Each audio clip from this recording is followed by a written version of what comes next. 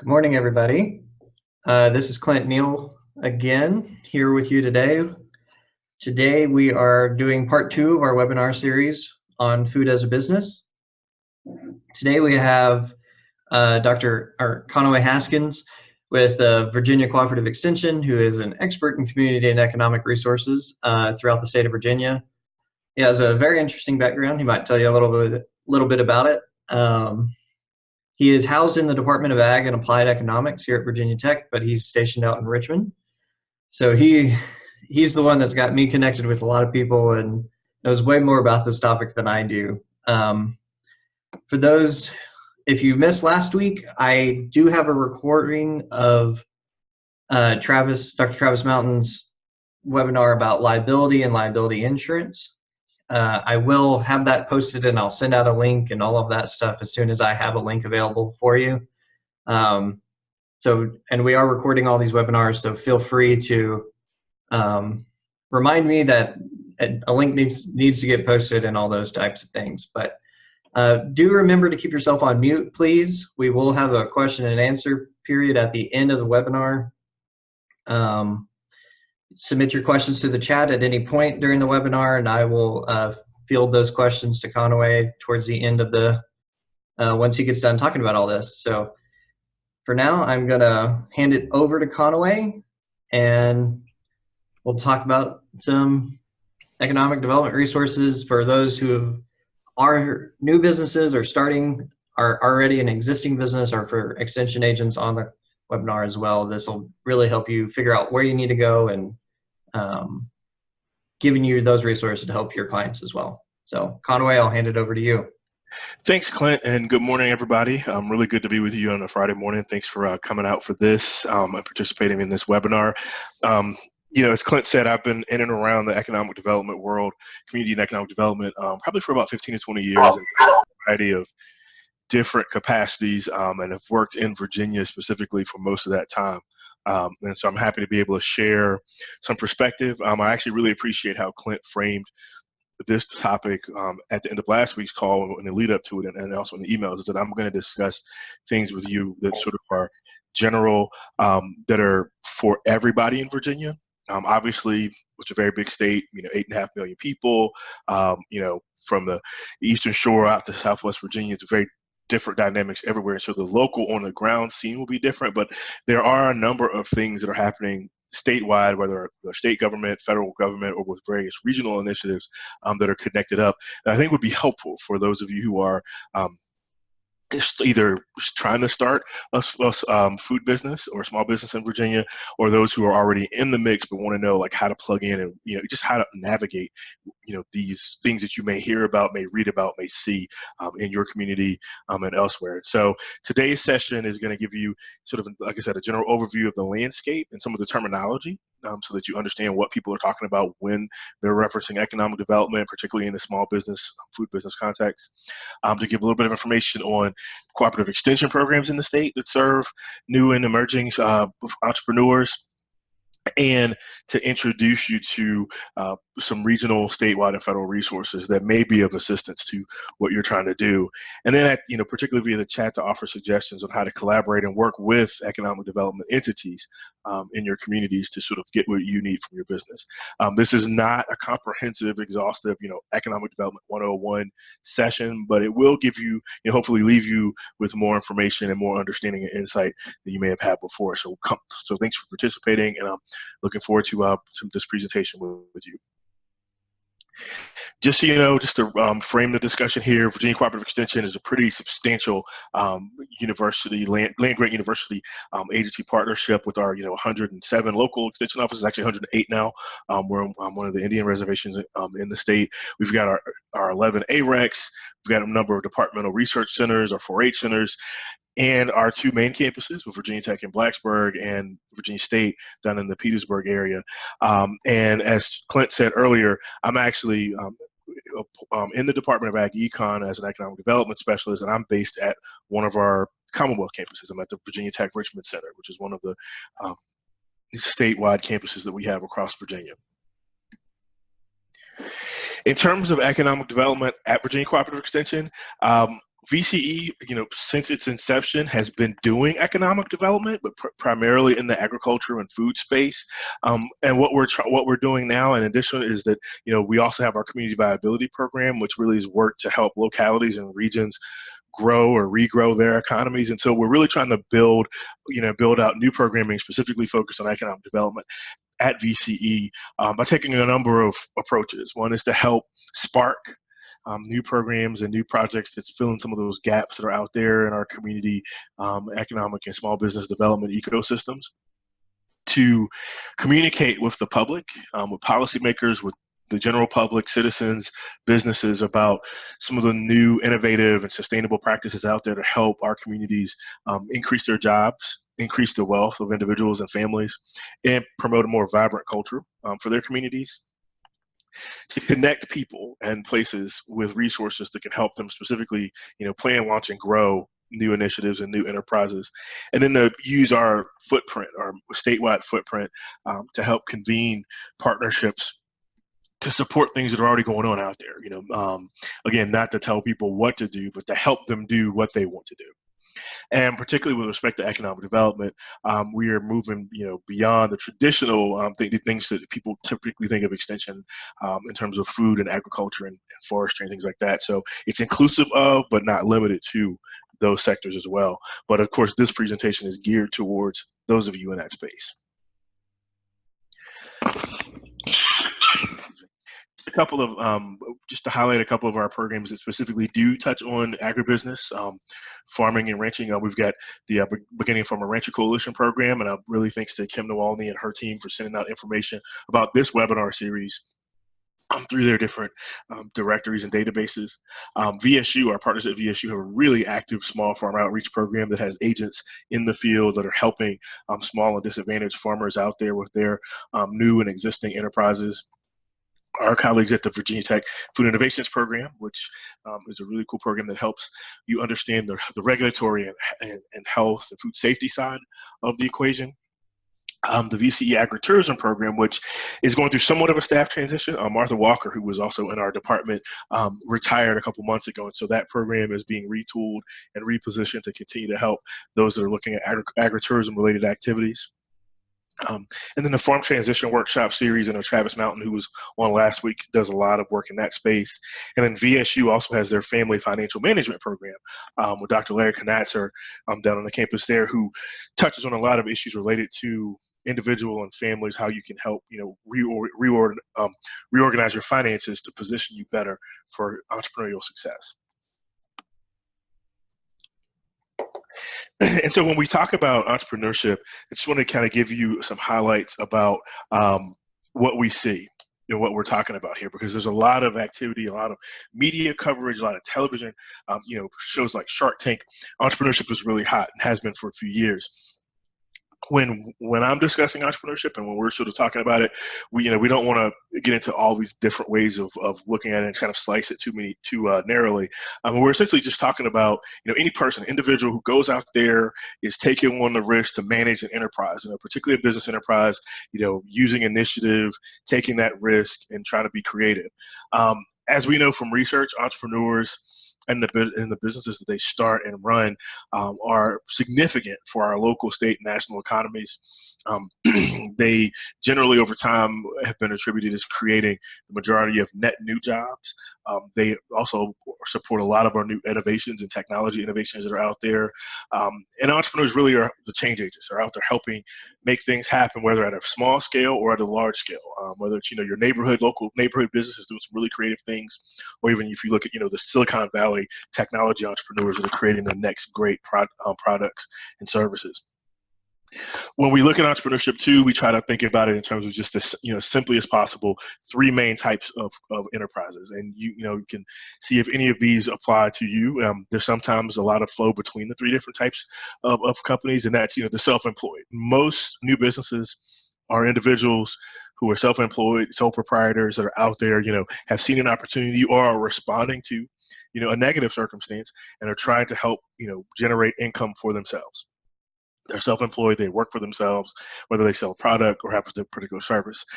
You may have heard the term lifestyle business. This is where, it's also called the mom and pop company. The reason it's called a lifestyle business is not because of the kind of sector that it's in, not because it's serving a lifestyle sector, but that the primary goal of that business is self-employment, but particularly supporting the lifestyle of the family of the entrepreneur. You can make enough money to, take that vacation that you want to take, put your kids through college, maybe buy buy some investment properties, whatever it may be, or, free up time as you grow your business to do things and volunteer in your community.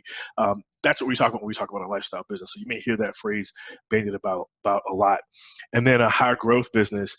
These are sort of those in the technology sector. They're called gazelles. These are the companies that are out there. They start. There's an idea, an app, a technology, and the goal of that business is to seek high growth, to draw in private investors, whether it's venture capitalists, other private equity investors, and sort of build that quote unquote next great company.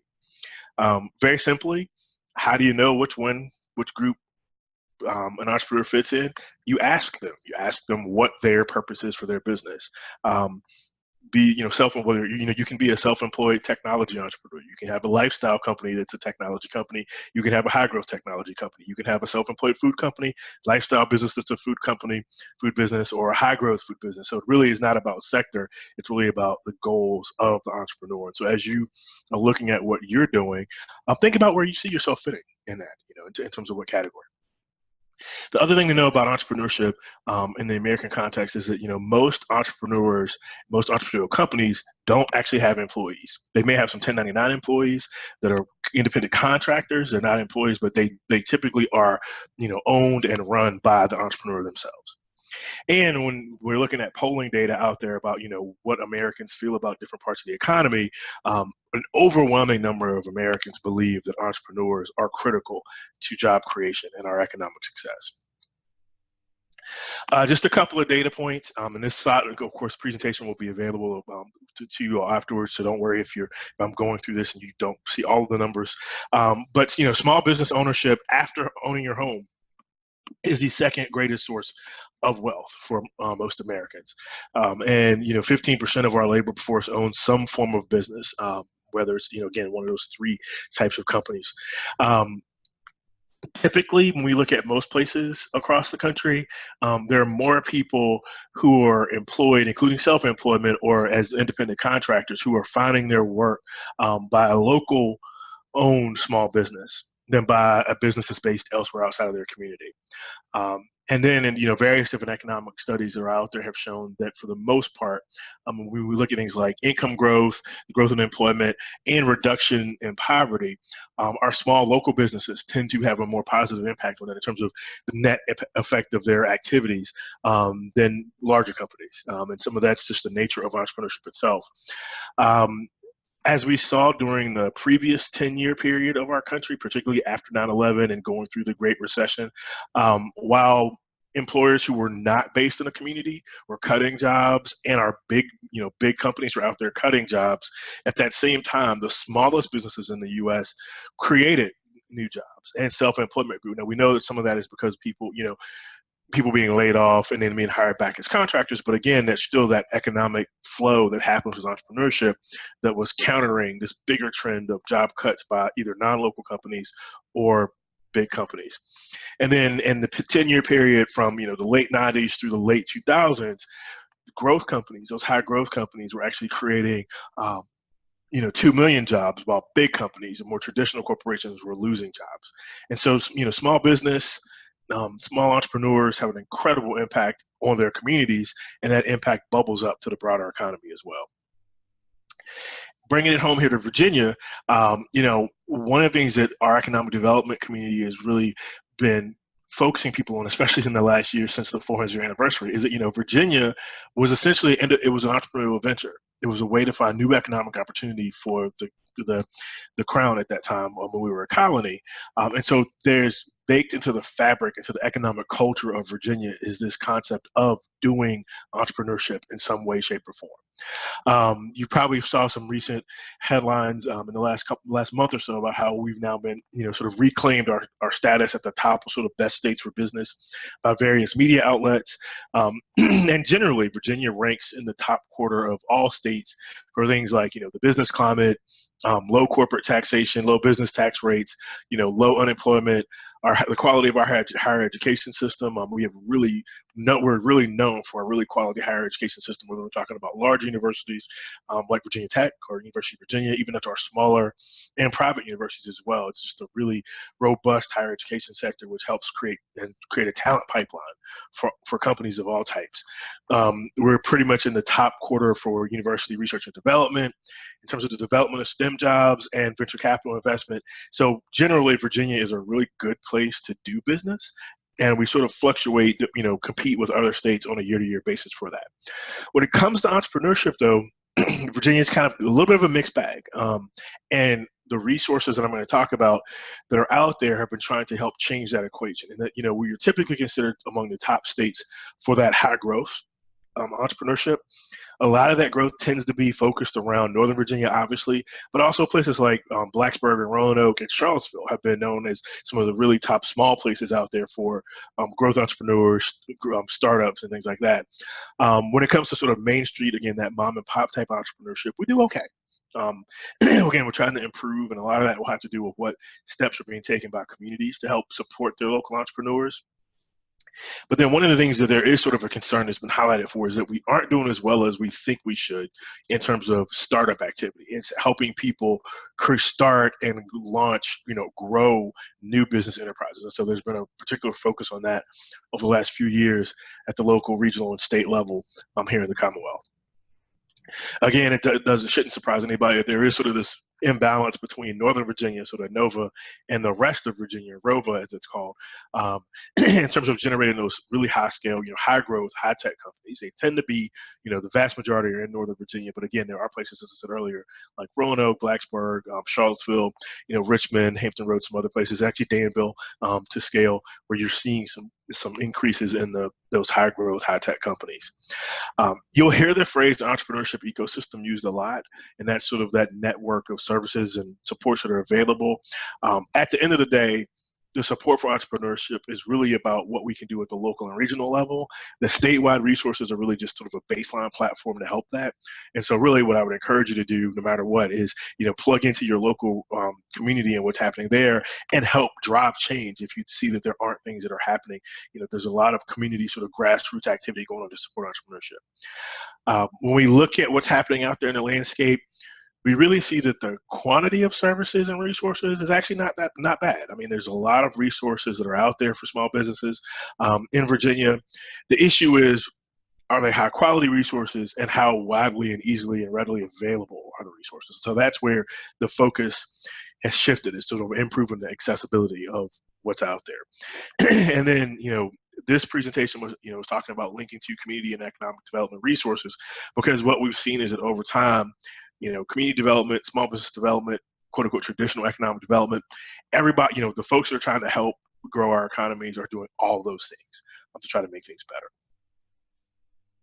Just a couple of data points so you can understand sort of how your particular enterprise fits into this larger sense of, company, small business landscape in Virginia. As you see, 3/4 or more of all the companies in the state are employing between 1 and 10 people.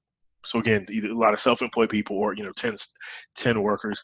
That next category of 21% is made up of companies that are anywhere from 11 to 100 employees. So as you see, most of the employment in the state and a significant share of state GDP, overall state economic product, are generated by those small and very small businesses that are out there. So you're welcome to the club. You're exactly who is out there helping to drive our economy. Now, on the other hand, while I talk about that there, quantity of resources is not the issue, but the quality and accessibility is a key piece. Is how do you understand and navigate exactly what's out there? And so that's where presentations like this, resources like we're trying to provide here at Cooperative Extension and at Virginia Tech, and others that are out there trying to help the individual entrepreneur or the individual wannabe entrepreneur understand and exactly who these resources are, what they can do. And so that's kind of the point of the presentation today.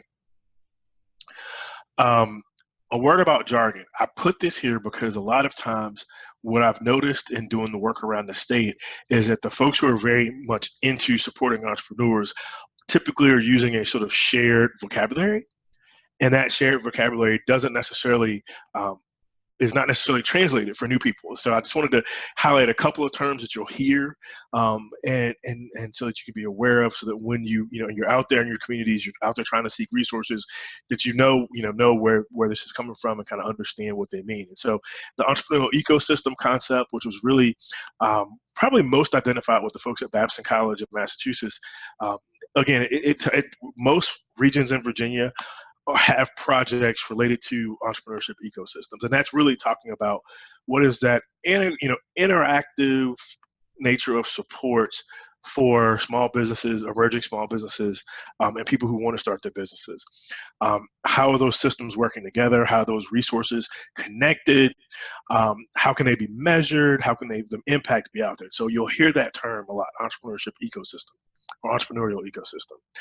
Business incubation, which was actually a concept that was pioneered by Worcester Polytechnic Institute back in the mid 20th century, was this concept of clustering very small businesses, entrepreneurs in a space together, sharing services, networking with each other, and essentially at some point graduating into this broader marketplace. And so typically a business incubator is a facility, it's a building, it's a place where businesses can go, people who want to start. Sometimes they're industry specific, sometimes they're general.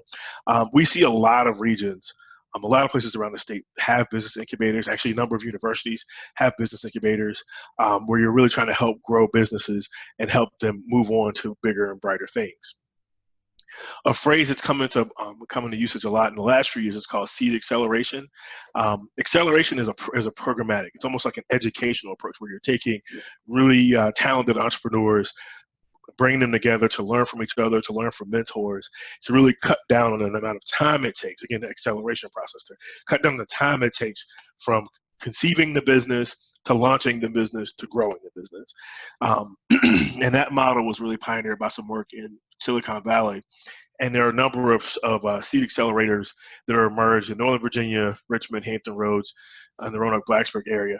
A lot of times you'll see words like incubation and acceleration used interchangeably. Technically, they're not. Acceleration is really about education and programming, not necessarily about a building for people to be in with their business. Incubation is all about, it's a building. It's a building in which you house businesses to then help them grow.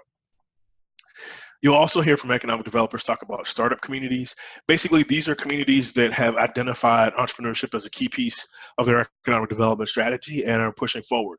The same piece with entrepreneurial communities. Those are, again, startup communities, entrepreneurial communities. You'll hear those terms used interchangeably, and they really are just very similar. It's just, again, communities that have really tried to, whether it's reducing regulatory barriers, red tape, making things easier for people to start a business in their city, their county, their town. That's what a startup community or entrepreneurial community is. And then a certified entrepreneurial community is actually a specific program where you see some communities have gone through this national certification process to identify their resources and have that essentially ability to market themselves as a place for entrepreneurs. And then finally, you'll hear the term creative placemaking, which placemaking is really all about creating those spaces, whether it's a downtown area, a cluster of activities and buildings. It sort of has that entrepreneurial, creative vibe. You have, entrepreneurs setting up shop, maybe some artists, coffee shops, some cool places to eat, and sort of creating a sense of place to where entrepreneurs feel supported and where citizens can interact with people and just have that creative community feel. This is a lot of text, so I won't go through it all, but essentially, at Virginia Tech, particularly our Office of Economic Development, has identified sort of three key terms. That's the ecosystem, and they're looking at enterprises that are either innovation driven, which is all about the technology market, enterprises and things like that, and leveraging technology to move their business forward, or the small business, which is, like the lifestyle company, Main Street company. Now, as you saw from the word cloud that I did earlier, the understanding that universe can be a challenge because there's a lot out there, and if you don't know what you don't know, it's hard to find out, and so that's why resources like this webinar exist. When we look across just our state government, the Commonwealth of Virginia, there are more than a dozen state agencies that are out there that are spread across 5 different cabinet secretaries to do some form of small business development activity. Some is their primary mission, and some is their secondary mission.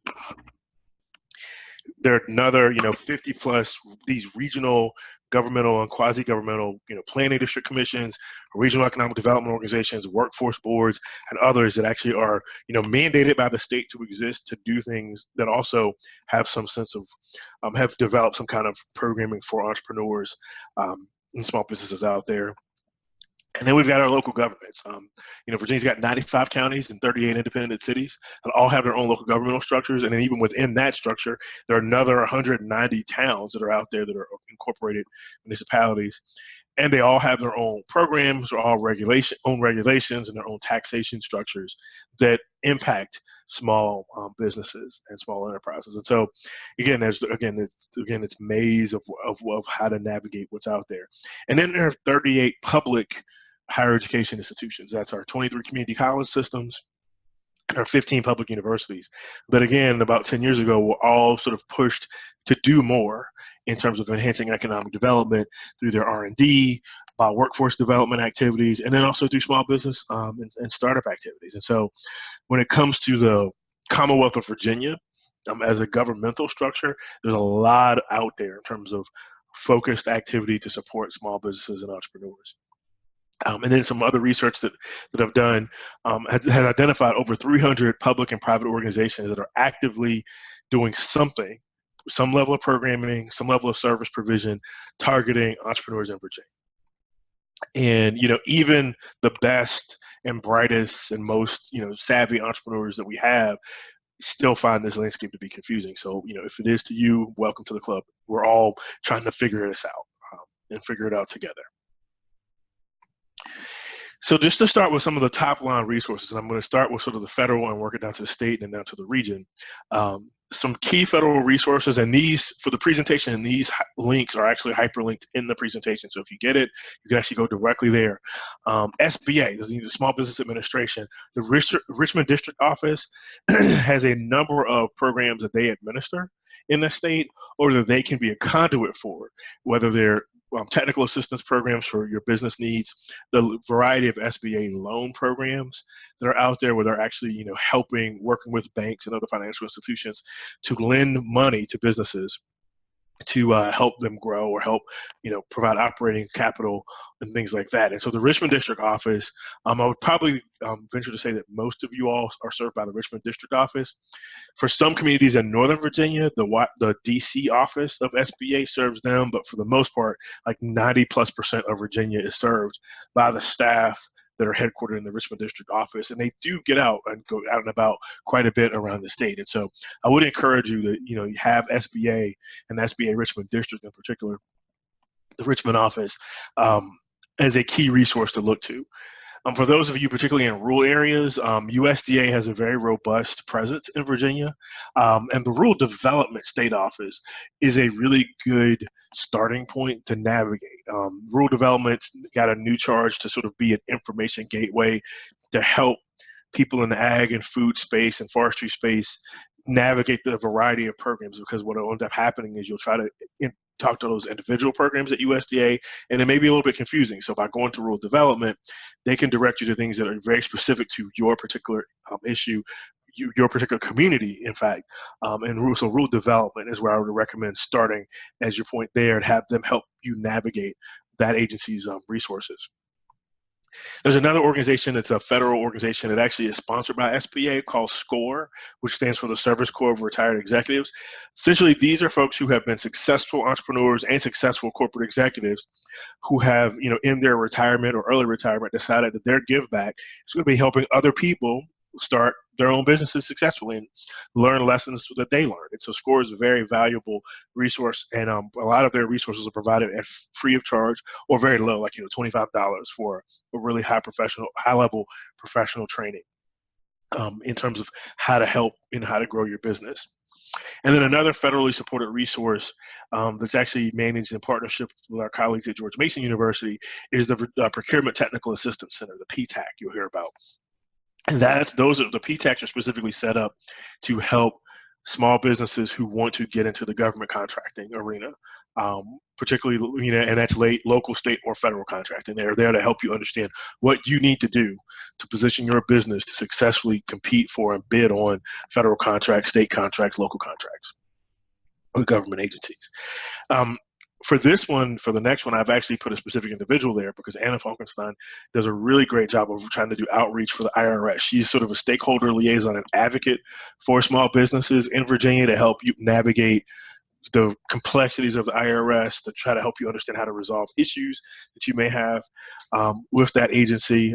None of us, sometimes the words, the IRS can be a fear-inducing term when you hear it, but Anna is there to help reduce that fear and to help you understand what the agency can do and how you can negotiate and navigate the federal tax agency.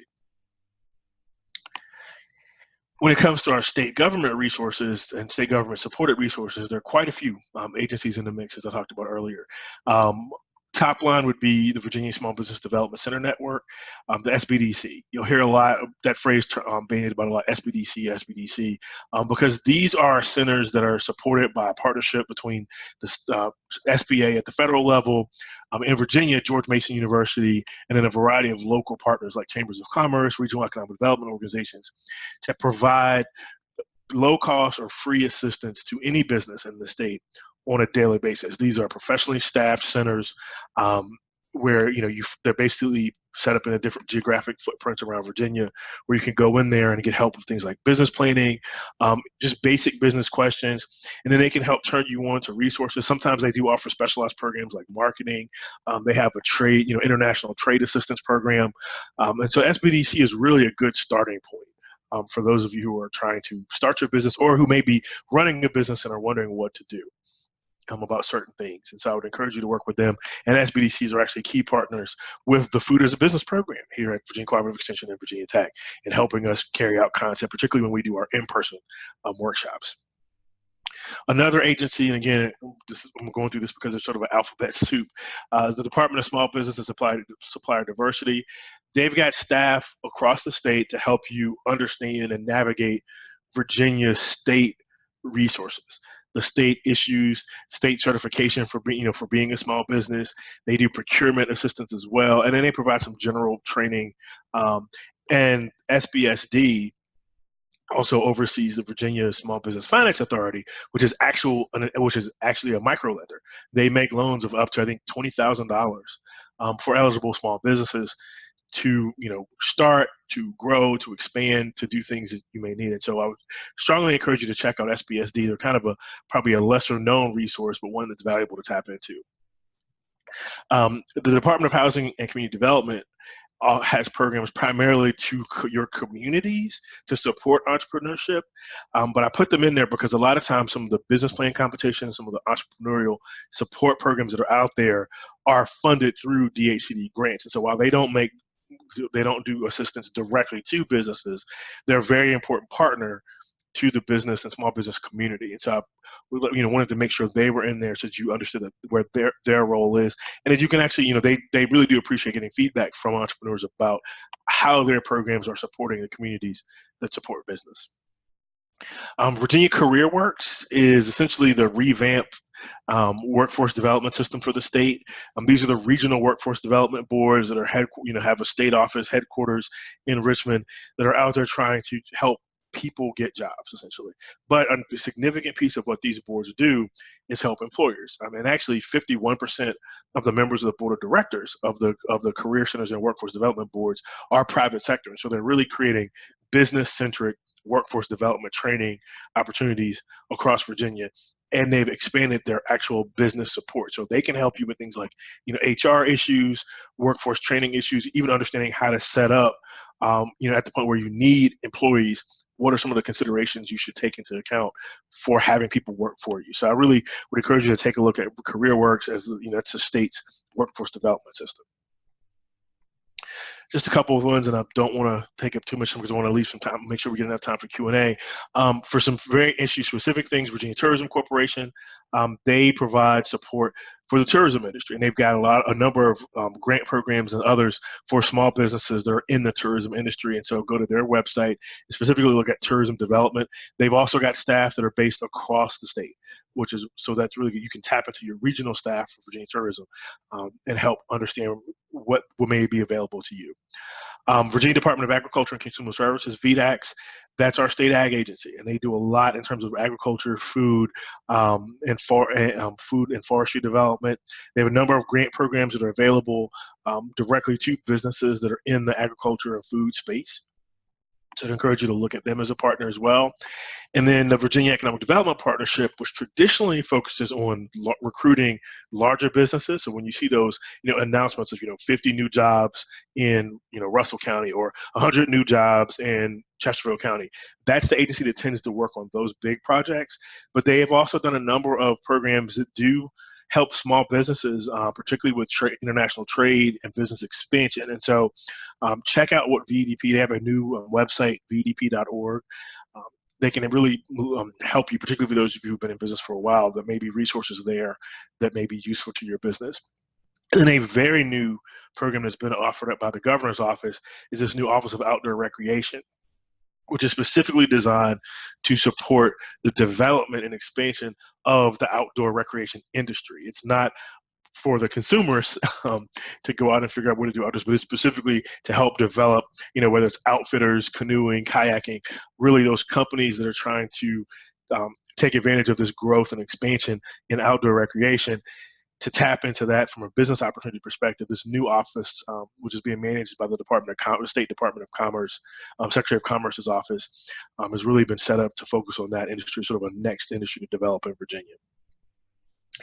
In terms of bringing it a little bit closer to home, one of the things we found is that most regions of the state, and this is not something that would have been in place like 5 or 10 years ago, but today most regions of our state have some form of entrepreneurship, regional organization.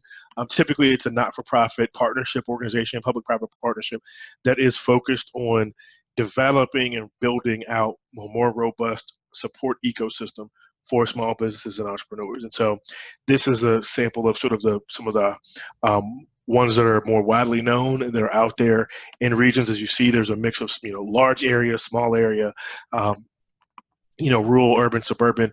It really covers a vast array. And these organizations, some of which are freestanding organizations and others of which are parts of larger organizations, are out there to really help guide and drive regional entrepreneurial development activity and create supports, whether it's educational opportunities for folks who want to start their businesses, marshaling financial resources, developing loan funds, bringing in venture capital, developing networking opportunities for entrepreneurs. These are the organizations that are on the ground doing things in the regions. One of the things I'll say about this is, everybody on this call is from a particular community, whether it's a city, county, town, as you may be. I would encourage you to work with your local government to understand what most of the counties and cities in the state have an economic development, either an economic development office or somebody, maybe somebody in the city manager or county administrator's office or in the planning department who is looking at economic development and entrepreneurship. And so, again, in your community, really look at finding those agencies at that local level that can help, because a lot of them are trying to do business navigation activities to help you find, what you need when you need it and reduce some of the red tape barriers at the local level. In terms of other great websites that are out there, our colleagues at the University of Mary Washington do a business reference guide either every year or every other year to sort of showcase, what resources are available. I encourage you to download that guide and use that as you see fit.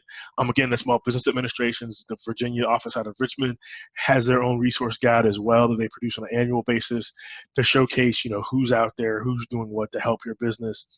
State Small Business Agency manages the Virginia Business One Stop, which is also there to help you navigate the state permitting process.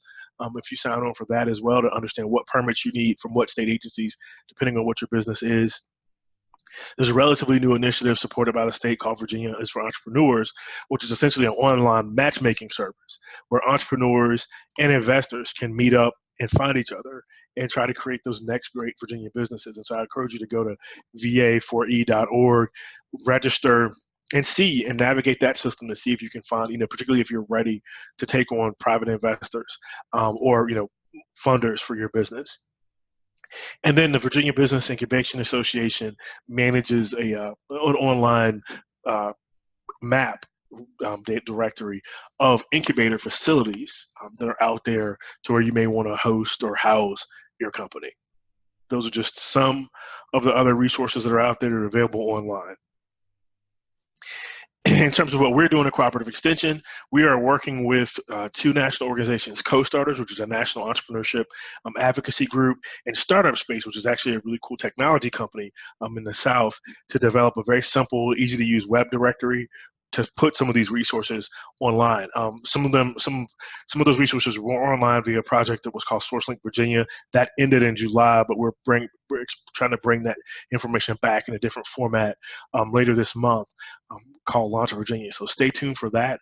We'll have more information to share once that site and that directory goes live, and hopefully will help you navigate some of these resources more easily.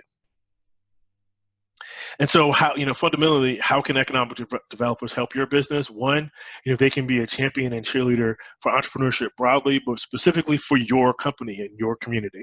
Some of them can provide technical assistance and advising, and that's why I would say, really try to understand and reach out to your local county, city, government, and your local town, and understand and ask them, what can you do?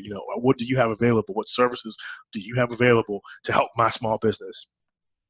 A lot of times, economic development agencies serve as a conduit for public and private funding, public and private information that are out there. They can bring it together for you to help make sense of it. They also have a lot of access to research databases that you may not have, because either these are subscription-based databases or through information that they've collected on their own that they can share with you, specifically for your circumstances. They can provide customer service for you to help you understand and navigate local government, and help you understand how to provide customer service to your clients as well. And then there are economic development agencies that have entrepreneurship staff on board who can help you with some of the technical pieces of running your small business, and particularly if you're in that promising startup space. And so again, there's a lot that's out there, and the economic development community exists to help you navigate that. And now I think it'll be time to stop there and take any questions or comments from the audience. Yeah, thanks, Conway. Again, if you've got some questions, other things you want Conway to maybe talk about while we've got him on the line right here, send it through the chat, through the Zoom chat on here. You can send it directly to me or keep it public if you want. That's up to you. I do want to say that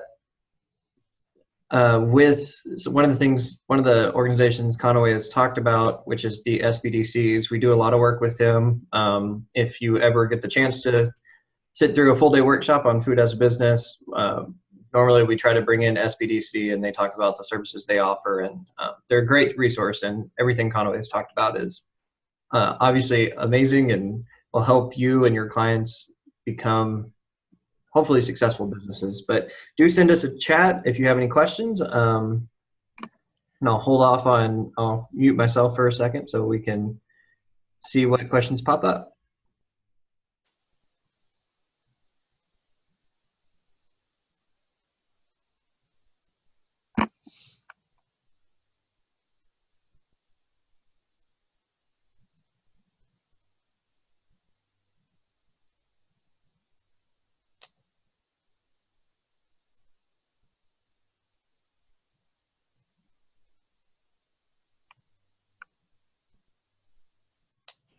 Okay, Conway, we have our first question.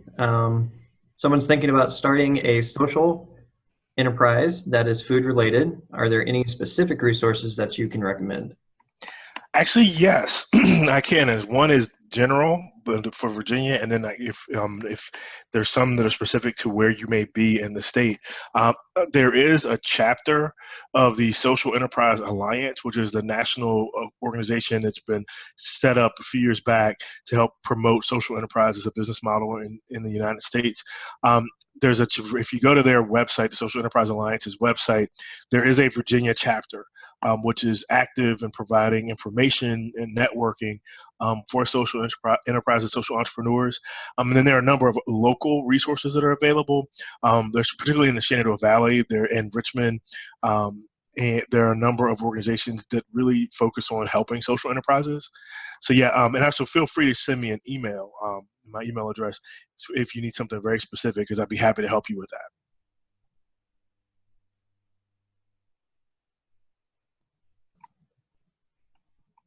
I had a quick question about having the presentation slides made available to attendees. They will be available. We'll have a link, hopefully on the Food as a Business webpage through the Virginia Cooperative Extension website. I'm working on getting last week's on there as well. So yes, all that will be available. Conway, another question for you is, are there organizations, resources specifically for loans, for buildings, physical structures, for agritourism businesses? Or capital investment? Yes, what I would say is the resources to reach out to for that, Virginia Department of Agriculture and Consumer Services, so VDACS, the link is in the presentation to them. They have a number of programs. One is the AFID, I think it's Agricultural Forestry Industry Development Grant Program, which they can make grants directly to businesses. So I would reach out to VDACS specifically about the AFID program, and also reach out to Virginia Tourism Corporation. They have a number of grants for marketing and promotion as well. And I think the AFID grants from VDACS can actually, if I'm not mistaken, I think some of them can actually be used for physical facilities.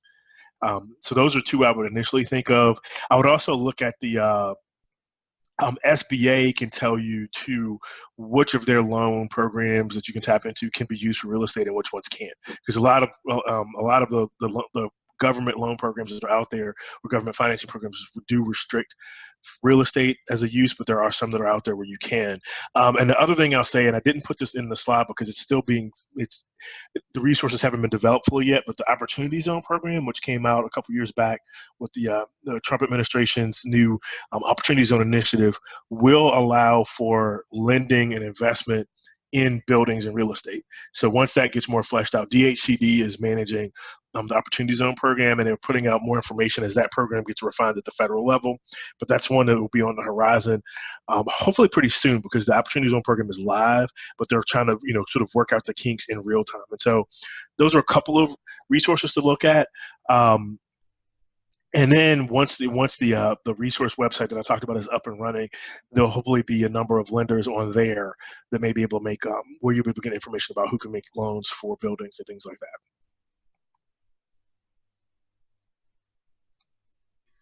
All right, thank you, Conway. Next question is, we've got somebody who started a small food business. They need some help on the bookkeeping, accounting side of things. Any advice on who may be able to help with that, setting up a bookkeeping spreadsheet or program, using a program, not only to monitor the health of the business, but to help with tax time and stuff like that? Yes, actually, this is where the SBDCs that Clinton and I talked about, the Small Business Development Centers, they do this kind of work. A lot of them can help you set up some of your very early entry level bookkeeping and accounting systems. They also do a number of low cost trainings where they often will bring in CPAs and others to do workshops for businesses on how to, make sure your books are straight, make sure you're navigating things at tax time as well. So yeah, I would say reach out to the local SBDC in your region, because what will happen too is if a particular SBDC may not have somebody on their staff that does bookkeeping, they also share network resources across the state where maybe somebody that can help, maybe somebody in one part of the state working for an SBDC that can help you. And the SBDC also has online trainings as well and online workshops available in bookkeeping, finance, and accounting. All right. Any other questions? Please do bring them forward. Conway, do you want to flip to the next slide to show them your contact info? Yes, I will do that. So to reach me, I'm again in the Richmond area. You can reach me. Email is probably the easiest, but you can also give me a call, and I'll be happy to answer any questions that you may have and try to direct you to resources that may be able to help your business. Just a quick reminder, in case there's any other questions that come in here. Just a quick reminder, this was the second webinar in a series of 4, so we'll do this again next Friday, 10 a.m. Eastern time. Next Friday is me talking. You get to listen to me for a whole hour. Well, not quite. I won't talk for the whole hour, I promise. To talk about branding your product, what's the difference between labels and logos, and how do we use that to market our product and have a successful product as well. And so do join us again next week for that. And then the following week will be Dr. Kim Morgan, who will talk about direct marketing resources. So anybody selling to farmers markets that want to sell to schools or farm to fork, all that kind of stuff. She'll be talking about the resources available for you for that as well. No further questions seem to be coming through. So with that, I will end this and say thank you all for coming. Thank you, Conaway. Yeah, Conaway's one of the best people in community economic resources. Do reach out to him. He's your first line of defense and all that. But if you need anything, again, this will all be available online, hopefully shortly. I'm working on getting a link set up for everybody. But thank you again. I hope to see you again next week, and we'll see you then.